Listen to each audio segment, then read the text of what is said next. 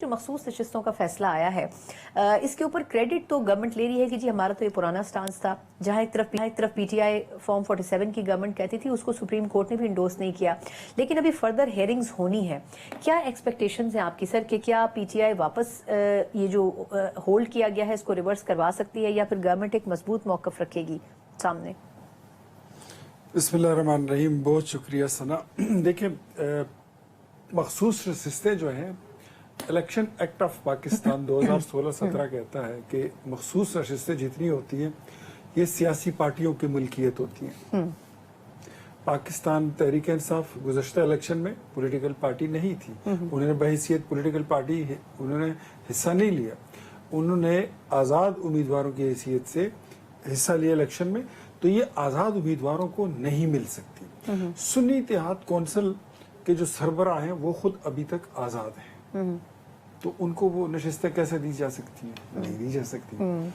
मैंने पहले दिन मेरा ये मौकफ था कि ये सीटें मखसूस नशिस्तें किसी को भी मिले, ये पार्लियामेंट का हिस्सा है और पॉलिटिकल पार्टीज इसके वली वारिस होते हैं, और तहरीक इंसाफ इसमें पॉलिटिकल पार्टी नहीं थी, बल्कि इनकी मिसाल बेगानी शादी में अब्दुल्ला दीवाना वाला वही उनकी मिसाल थी। They've got nothing to do with इनका कोई ताल्लुक नहीं था, they were irrelevant to ये जो रिजर्व सीट्स हैं इसके साथ।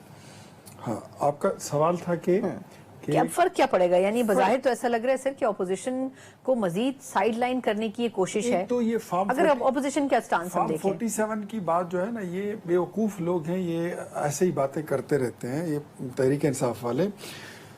फॉर्म 47 वो फॉर्म होता है जब आप इलेक्शन जीतते हैं, तो इलेक्शन के बाद आपको जो इशू होता है, जो आपको आरओ देता है, वो form 40 it's a legal document. लेकिन नैरेटिव बनाना और उसको डिस्प्यूटेड बनाना ये इनका एक तरीका है और बड़ा पुराना है। ये सामने आपके करीब इधर डी चौक है कि जी 4 हल्के खोल दो, 8 हल्के खोल दो, उंगली उठने वाली, उंगली बैठने वाली, ये 35 पंक्चर, ये उसी सिलसिले की एक कड़ी है फॉर्म 47 भी। कि वरना आप आरओ के दफ्तर में, जब मैं खुद इलेक्शन कंटेस्टेंट हूँ, जब आप इलेक्शन जीत जाते हैं तो आपको जो वो रिजल्ट देते हैं उसको फॉर्म 47 कहते हैं। That's it. हमारी पोजीशन जो है, हमने कभी न तकब्बुर किया है, अल्लाह का शुक्र अदा करते हैं। हमारी पहले भी मेजॉरिटी थी पाकिस्तान पीपल्स पार्टी के साथ, ज़रूरत पड़ी कॉन्स्टिट्यूशनल अमेंडमेंट्स के लिए, लेजिस्लेशन के लिए, तो एमक्यूएम ने भी साथ दिया, दीगर जमातों ने भी साथ दिया, इवन जेयूआई ने भी साथ दिया। और अब भी हम ये नहीं कि हमारे पास कोई ताकत आ गई है तो अब हम बदल जाएंगे, नो। अभी भी हम पॉलिटिकल पार्टीज को ऑन बोर्ड रखेंगे, साथ चलेंगे। मैं यही इख्तियार भी जानना चाह रही हूँ कि ये जो सीटें हैं, अब ये कैसे डिसाइड होगा कि ये पीपल्स पार्टी को मिलनी है, नून को मिलनी है, इत्तेहादी जमातों में बाकी मतलब किसी और एमक्यूएम को मिलनी है? ये किस तरीके से डिवीजन होगा? ये डिसीजन इस पे कब पहुंचेंगे? जिसकी जितनी नशिस्तें होती हैं असेंबली में, उस हिसाब से डिवाइड करेंगे। उस हिसाब से ये प्रोपोर्शनेट तरीके से उनको फिर डिवाइड की जाती है। ये प्रोविंशियल असेंबलीज में भी ऐसा ही होगा और नेशनल असेंबलीज में भी ऐसा ही होगा। अच्छा, बज़ाहिर तो जब ये फैसला आया है तो उसके बाद से पीटीआई का ये क्लेम है कि हम इस हवाले से तमाम तर जो अदालती कार्रवाई है उसको प्रोसीड करेंगे, दोबारा अदालत का दरवाजा खटखटाएंगे। अब ये एक तरीके से आपकी हुकूमत को आए हुए काफी टाइम हो गया, आप नहीं समझते कि ये मजीद टाइम गेन हो रहा है? मतलब वो जो सीटें हैं जो एडमिनिस्ट्रेटिवली गवर्नेंस के पॉइंट ऑफ व्यू से अहम रोल अदा कर सकती हैं, उन सीटों को जाया किया जा रहा है, वो खाली जा रही है हर इंपॉर्टेंट डिसीजन में। कौन सी वाली? जो मखसूस नशिस्तें हैं वो होल्ड ही थी ना एक तरीके से। हाँ, तो वो फिर गवर्नमेंट ही है ना, मैं यही तो कह रही हूँ। वक्त जाया हुआ, मजीद अभी ये कुछ नहीं कर सकते। ये नैरेटिव्स बनाएंगे और नैरेटिव बनाने के अलावा ये कुछ नहीं कर सकते। और इनका क्या है, ये तो हर आईनी चीज को गैर आईनी कहते हैं। अगर हमने अदम एतमाद किया था, पाकिस्तान की तारीख में पहला अदम एतमाद था जो किसी मुल्क के वजीर आजम के खिलाफ कामयाब हुआ था, वो इमरान खान थे। ये उसको कहते हैं कि रिजीम चेंज, ये वो फलां इम्कान। ये 26वीं आईनी तरमीम हमने को बाहर से लोग तो नहीं लाए, इसी असेंबली के लोगों ने पास किया। ये कहते हैं आईनी तरमीम गैर आईनी है। अब आप अंदाजा करें, मतलब ये आइन को गैर आईनी कहते हैं। अच्छा, अब ये आपने जो भी बात की आईनी तरमीम की और दूसरा आइन की बात की है, पंजाब में ये जो कायमा कमेटियों के 4 जो अरकान है जो कि हेड कर रहे थे वो पीटीआई के थे, वैसे तो एक तरीके से अदम एतमाद उनके खिलाफ जो लाई गई वो आईनी तरीकाकार था, लेकिन अब इसमें अपोजिशन वहां पर ये कह रही है कि जी और आपने अपोजिशन को मजीद साइडलाइन कर दिया, एक प्रेशर बिल्डअप कर दिया है। अगर वो काम कर रहे थे तो एक्चुअली उनको हटाने की वजह क्या थी वैसे, अगर आप बता सकें? एक तो वो मेंबरान जिनके रुकनियत मुअत्तल की गई है, वो जब इस बजट सेशन में उन्होंने खवातीन अराकीन असम्बली को गालियां दी हैं, नंगी गालियां। उन अरकान, उसमें से तो एक खातून भी शामिल हैं जिनको आप लोगों ने हटाया जी, नंगी गालियां इनके मेंबर्स ने दी है। और वायलेशन जो है उसके मतलब कोई हद होती है ना। मतलब पॉलिटिकल लोगों का क्या होता है, आप नारा लगाएं, तनकीद करें, यही आपका हथियार होता है ना। You don't have any right to abuse, being abusive it's so shameful.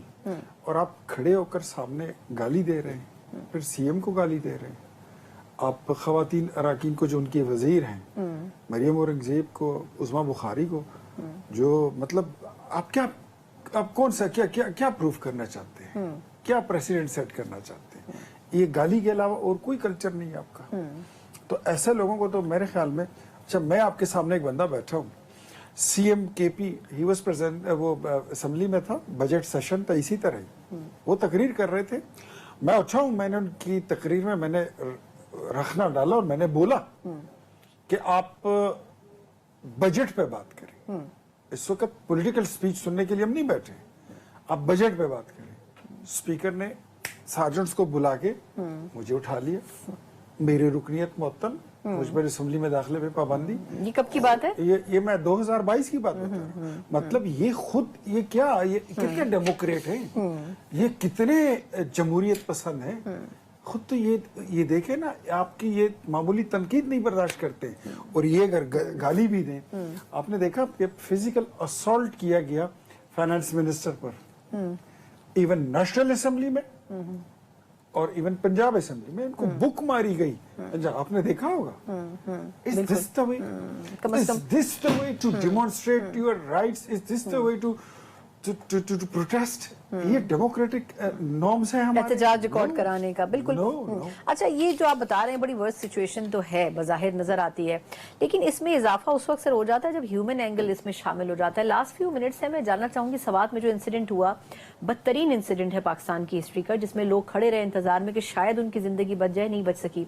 लेकिन सर पंजाब भी कहीं कोई पीछे नहीं रहा, वहां पाक पतन में भी ऐसे एक इंसिडेंट हुआ जिसमें छोटे बच्चों को ऑक्सीजन की जरूरत थी, वो नहीं आ सकी। मेरा मकसद ये है कि ये हुकूमतें गवर्नेंस पे क्यों फोकस नहीं करती हैं, जो बेसिक रिसोर्सेज हैं। आप खुद केपी से, आपको लगता है कि इतनी डिजास्टर सिचुएशन में केपी गवर्नमेंट का ये कहना जी वो वेदर ठीक नहीं थी, हम हेलीकॉप्टर नहीं भेज सकते थे, हेलीकॉप्टर एक अल्टीमेट सोर्स थी बचाव की?